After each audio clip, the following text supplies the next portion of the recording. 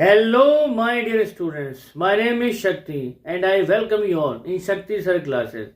I am an English lecturer since last 20 years and today we will complete chapter number 7, part 2, the Coorg from the book First Flight. If you are new on our channel and if you like the video, subscribe the channel and press the bell icon so that you can get the notifications of our videos firstly. So without wasting a single second, let's start our topic Coorg.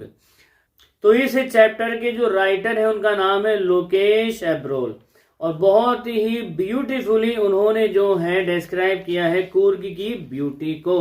तो आइए देखते हैं उन्होंने किस तरह से describe किया है इस टेक्स्ट को। तो कूर्ग को कॉफी कंट्री भी कहा जाता है और ये फेमस है अपने रेन फॉरेस्ट और मसालों के लिए। तो राइटर कहता है कि Midway between Mysore and the coastal town of Mangalore एक बहुत ही शानदार जगह है, बहुत ही हेवनली जगह है और जिसको देख करके ऐसा एहसास होता है कि ये जगह जो है भगवान के साम्राज्य से टूट करके अलग हुई है और ये जो जगह है ये लैंड ऑफ रोलिंग हिल्स है और यहाँ पर जो रहते हैं बहुत ही प्राउड रेस है, मार्शल मैन है, यहाँ की औरतें बड़ी सुंदर हैं और यहाँ के जो जानवर हैं उनका तो कहना ही क्या, बहुत ही विविधता है यहाँ के जानवरों के अंदर, बहुत ही वाइल्ड और विविध है। तो कूर्ग या कोडागु एक स्मॉल डिस्ट्रिक्ट है कर्नाटका के अंदर और ये होम है एवरग्रीन रेन फॉरेस्ट का। तो यहाँ पर जो है मसाले पाए जाते हैं और कॉफी प्लांटेशन का तो ये मान लो एक तरह से ये स्वर्ग ही कहा जाता है। तो यहाँ पर जो है एवरग्रीन रेन फॉरेस्ट पाए जाते हैं और जो इस डिस्ट्रिक्ट का लगभग 30% हिस्सा कवर करते हैं। तो मानसून के मौसम में यहाँ पर बड़ी जबरदस्त बरसात होती है और इतनी भारी बरसात होती है कि यहाँ पर घूमने आने वाले शौकीन लोग उस मौसम में यहाँ से दूर ही रहना पसंद करते हैं।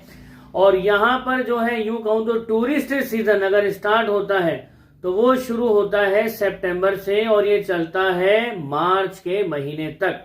तो उस समय वेदर बड़ा शानदार होता है, यदा कदा बरसात की फुहारें होती रहती हैं, उस समय हवा के अंदर ताजगी देने वाली कॉफी की खुशबू तैरती रहती है।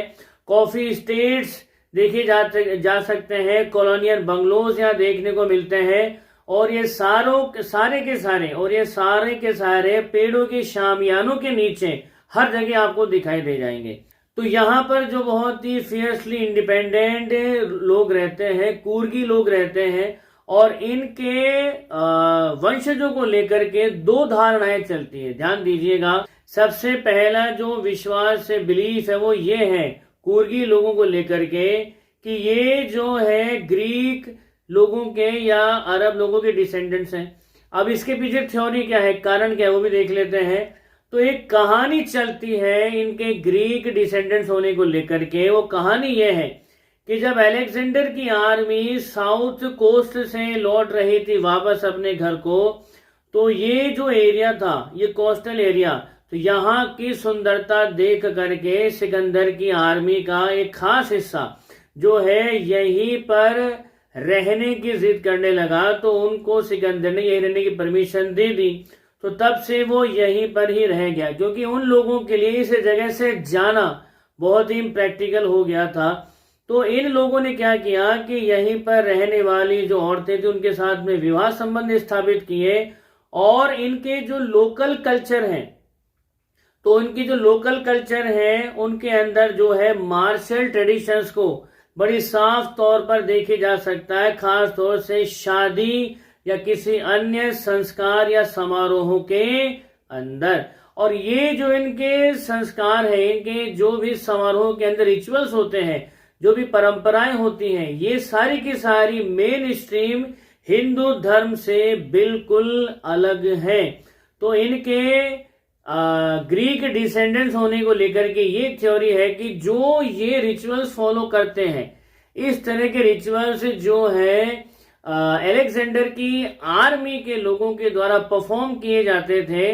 तो यहाँ पर इस थ्योरी को थोड़ा सपोर्ट मिलता है, बल मिलता है कि शायद ये डिसेंडेंट्स हो सकते हैं, ग्रीक डिसेंडेंट्स हो सकते हैं। तो इस थ्योरी को यहाँ पर थोड़ा सपोर्ट मिलता है कि ये लोग ग्रीक डिसेंडेंट्स हो सकते हैं। अब दूसरी थ्योरी जो यहाँ पर चलती है वो ये है कि ये लोग अरब लोगों के डिसेंडेंट्स हैं। अब अरबी लोगों के डिसेंडेंट्स होने को लेकर के जो थ्योरी है वो ये है कि ये जो है एक खास किस्म का ब्लैक कोट पहनते हैं और जिस पर जो है कढ़ाई भी की हुई होती है और कमर में खास किस्म का बेल्ट भी होता है और ये पोशाक जो है पहनी जाती है कोडावूस के द्वारा, कूर्गी लोगों के द्वारा।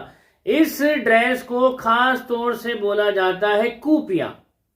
What is the name of the traditional dress that has been worn by the Kodavus or Kurgis?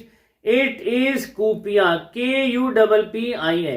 अब कमाल की बात यह है कि जो कूपिया जो है ये अरब लोगों के द्वारा पहने जाने वाले, अरब और कुर्द लोग हैं उनके द्वारा पहने जाने वाले कूफिया से बहुत ज्यादा मैच करता है, या ऐसा लगता है कि कूफिया ही है ये। तो कूफिया और कूपिया आप समझ रहे हैं, कूपिया और कूफिया, तो इनके पहनावे को लेकर के एक थ्योरी चलती है कि ये लोग अरब डिसेंडेंट्स हो सकते हैं।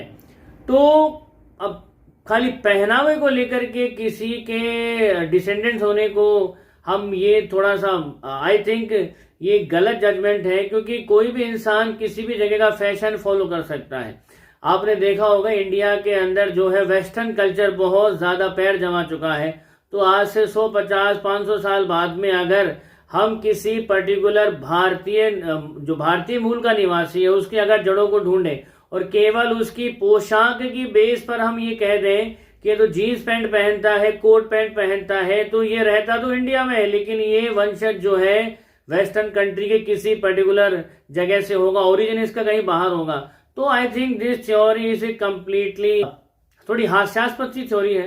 तो ये थ्योरी देखो प्रैक्टिकल ग्राउंड पर खरी नहीं उतरती, लेकिन सबसे जो थ्योरी है जो थोड़ी सी स्ट्रॉन्ग है वो यही है कि आप कहीं भी चले जाओ, कहीं भी रहो, किसी भी कंडीशन में रहो, लेकिन आप अपनी परंपराएं, आप अपने विश्वास, आप अपने रिचुअल्स को, आप अपने कल्चर को हमेशा फॉलो करोगे।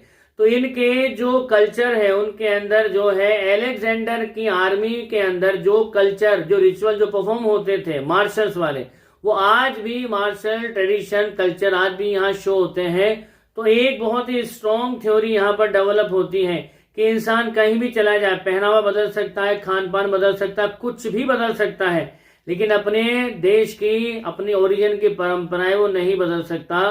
तो इन लोगों के ग्रीक डिसेंडेंट्स होने की थ्योरी ज्यादा स्ट्रॉन्ग है बजाय के अरबी डिसेंडेंट्स होने की। चलिए आगे बढ़ते हैं।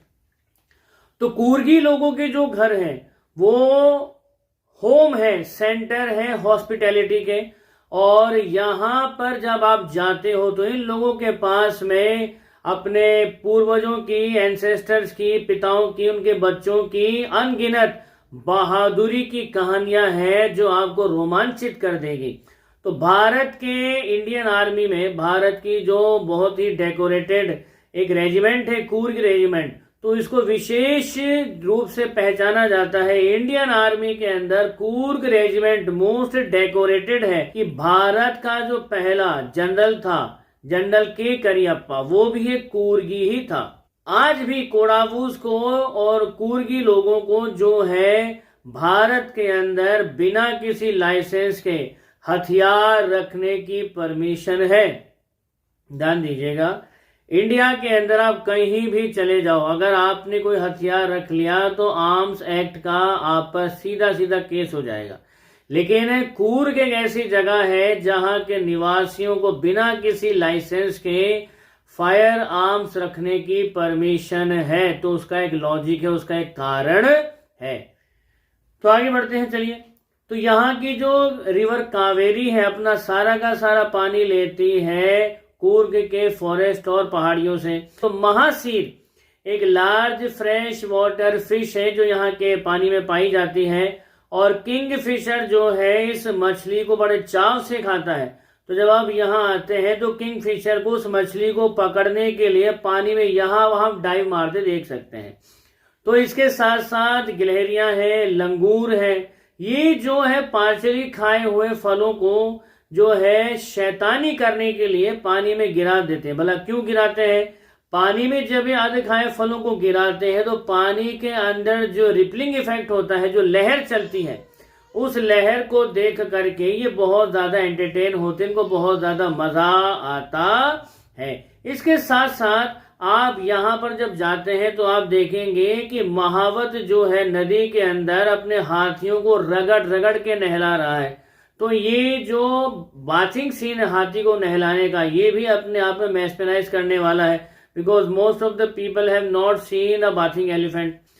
तो यहाँ पर आने के बाद में एक सबसे कमाल की चीज जो होती है, जादू जो आप पर होता है, वो जादू क्या है कि जगह की ब्यूटी कह लीजिए, यहाँ का चार्म कह लीजिए, या यहाँ का आप कुछ भी कह लीजिए, हवा में कुछ ऐसा मतलब स्पेशल कैरिज्मेटिक है कि यहाँ आने के बाद सुस्त से सुस्त और ढीले से ढीला इंसान भी जो है बहुत एनर्जेटिक हो जाता है और हाई एनर्जी एडवेंचर से जुड़े हुए यहाँ पर काम करने लगता है। चाहे वो रिवर राफ्टिंग हो, कैनोइंग हो, रेपेलिंग हो, रॉक क्लाइंबिंग हो या माउंटेन बाइकिंग हो। तो यहाँ पर बहुत सारे वॉकिंग ट्रेल्स हैं इस रीजन के अंदर जो कि ट्रैकर्स के फेवरेट माने जाते हैं। तो बर्ड्स यहाँ है, बीज है, बटरफ्लाईज है।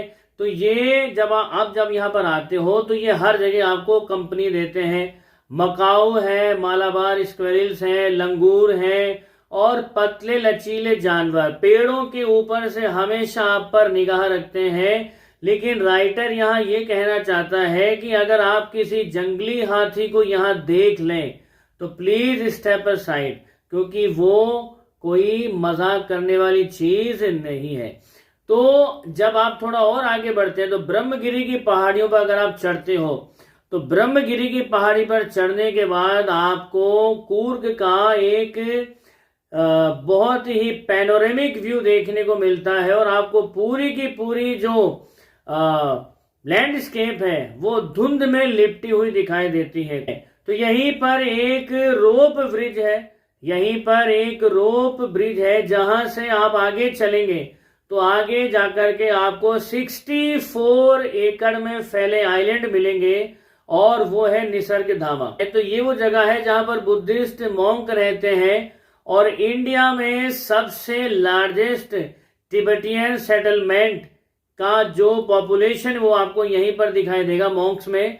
और यहीं पर बायलाकूप के पास में अगर आप जाते हो तो ये आपके लिए एक बोनस पॉइंट होगा, यहाँ पर देखने के लिए बहुत कुछ है।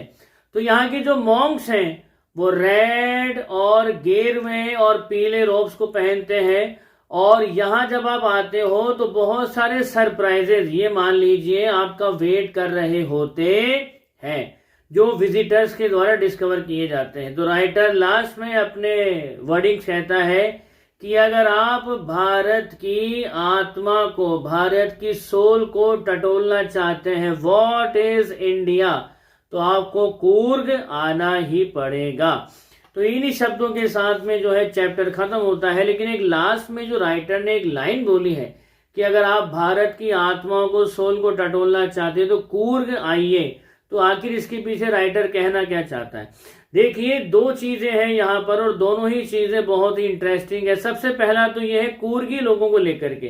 देखिए, कूर्गी जो लोग हैं, जो कूर्ग जो डिस्ट्रिक्ट है कर्नाटका का, यहाँ पर जो है जो रह रहा है ये भारतीय ओरिजिन के नहीं है।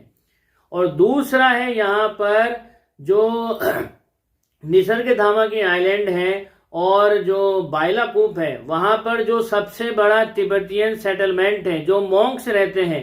तो ये दोनों चीजें भारत की उस परंपरा को बहुत अच्छे से कन्वे कर रही है कि भारतीयों के लिए हमेशा ही एक पॉलिसी रहा है वसुधैव कुटुंबकम, यानी संपूर्ण पृथ्वी हमारा घर है। और जब जब जिसने भी हमसे शरण मांगी है हमने उन्हें शरण दी है और वो भारतीय संस्कृति में, भारतीय रंग में ऐसे रच बस गया है कि समझ में ही नहीं आता ये भारत का नहीं कहीं और का है। तो यही भारतीय मिट्टी की सबसे बड़ी खासियत है, यही भारतीय संस्कृति की सबसे बड़ी विरासत है और यही भारत की सबसे बड़ी आत्मा है कि जो भी यहाँ पर आया उनके कल्चर को, उनके रिचुअल्स को, उनके बिलीफ को, उनकी परंपराओं को, उनकी आइडियोलॉजी को भारत ने अपने अंदर समेट लिया।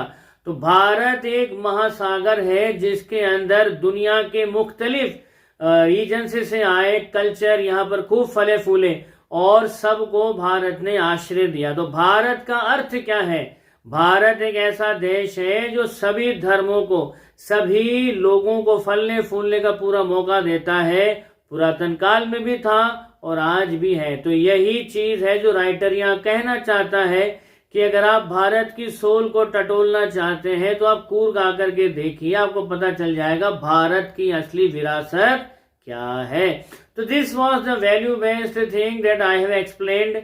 With these words, I complete my chapter, I end my chapter. We will meet again in the next part of the text glimpses of India. तब तक आप खुश रहिए, मुस्कुराते रहिए। जय हिंद, जय भारत, वंदे मातरम।